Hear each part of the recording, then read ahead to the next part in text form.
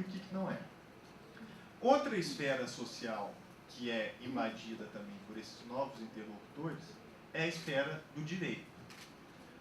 Na esfera do direito é muito interessante porque o que acontece são dois fenômenos distintos. Eu vou focar principalmente na área de propriedade intelectual, mas eu poderia passar a noite aqui contando de todas as outras áreas do direito. Direito constitucional, direito penal, direito civil, mas vou focar na área de propriedade intelectual, que eu acho que é o exemplo talvez mais próximo de todo mundo que está aqui.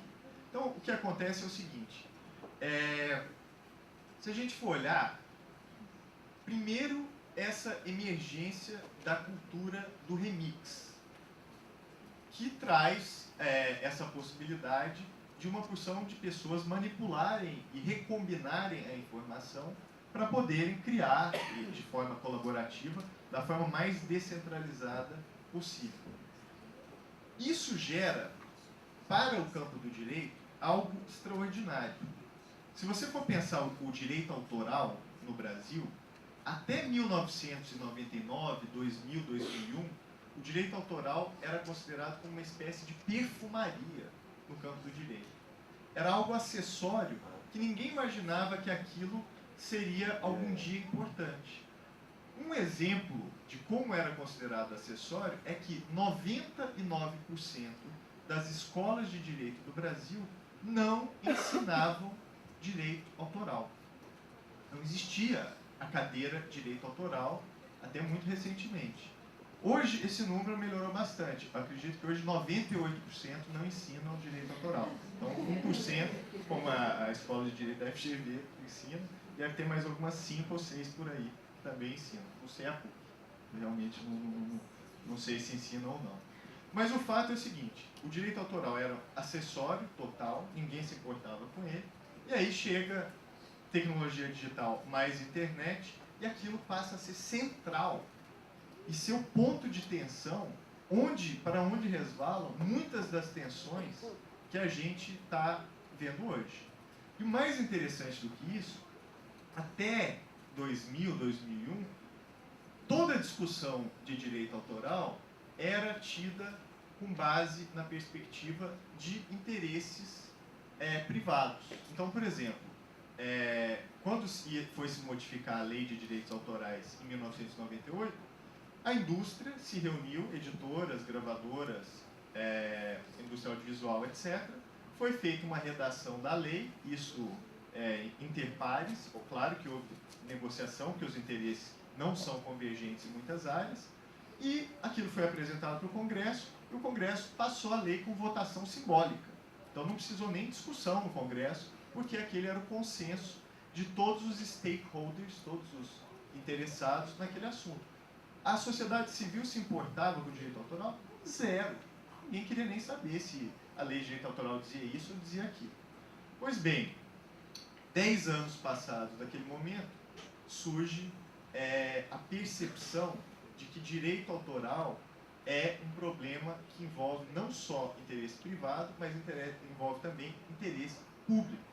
Então, o que passou a acontecer é que hoje há várias, vamos dizer, grupos de interesse na sociedade civil muito bem organizados e com posições muito claras sobre como o direito autoral deveria ser. Então, por exemplo, o grupo dos bibliotecários, o grupo dos arquivistas se organizou para perceber que o direito autoral estava impedindo, da forma como era redigido, arquivamento digital, a criação de arquivos públicos, etc. O grupo do software livre, o grupo da criação colaborativa, os músicos, o cara que está em casa remixando. Então, houve todo um surgimento de um contingente gigantesco que passou a enxergar o direito autoral como algo próximo a eles, como algo que eu não posso deixar nas mãos simplesmente de uma visão unilateral. Então, passados 10 anos, a gente está hoje aqui no Brasil, prestes a começar uma discussão sobre uma nova lei de direitos autorais no Brasil, que inclusive é resultado dessa movimentação da sociedade civil, de que a lei de 98 não é adequada para a sociedade da informação, não é adequada para épocas de economia digital. Então, hoje a gente está prestes a iniciar essa discussão aqui. Quem está conduzindo essa discussão é o Ministério da Cultura. Existe uma redação da lei que ainda não foi divulgada publicamente, mas eu imagino que nas próximas semanas vai acabar sendo divulgada. Isso se a discussão da lei Rouanet deixar. Eu não sei que tamanho essa discussão vai continuar, mas está na agenda do MIC.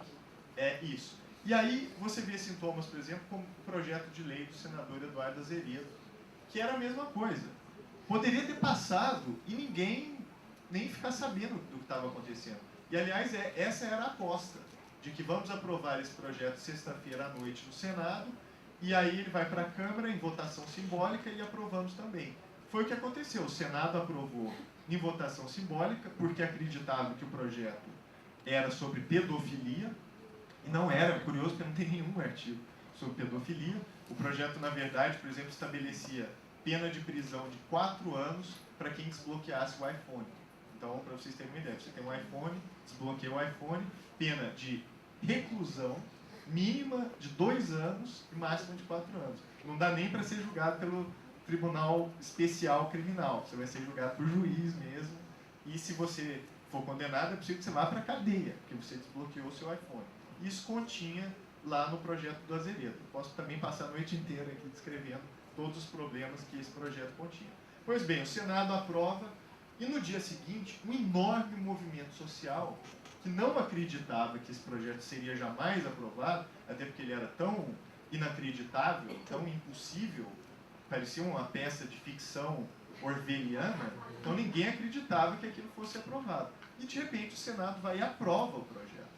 No dia seguinte, há uma mobilização gigantesca, detalhe, era fim de semana, era um sábado, da sociedade civil, que passa a se articular para fazer oposição ao projeto na Câmara.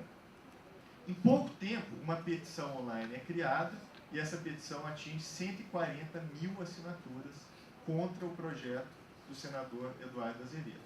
Qual o resultado disso? O processo é parado na Câmara, o que eu acho um sintoma interessantíssimo de evolução democrática, inclusive no Brasil, porque o Congresso ele ouve esse clamor da sociedade civil e para o projeto. E aí, muito interessante, o senador Eduardo Azeredo vai lá e assina, consegue com todos os líderes de partido, uma assinatura para que o projeto seja julgado, seja votado em regime de urgência. Então, todos os líderes de partido resolvem. É o primeiro caso que eu vejo do Congresso se defendendo contra o povo. Então, assim, não, o povo, a gente precisa se defender contra o povo e passar logo esse projeto, porque o povo é contra. Então, precisamos fazer isso em regime de urgência. Apesar do pedido de regime de urgência, vários deputados ouvem o pedido da sociedade civil e resolvem pedir uma audiência pública. Então, Paulo Teixeira, Jorge Pittar, Júlio Semeghini ouvem esse pedido e falam, não, precisamos de audiência pública, etc. E hoje está nessa situação em que o processo, no mínimo, foi desacelerado, o Ministério da Justiça entrou como uma espécie de fiel da balança na redação do projeto, mas eu vejo isso como um sintoma de aperfeiçoamento democrático muito grande, graças ao uso das novas tecnologias.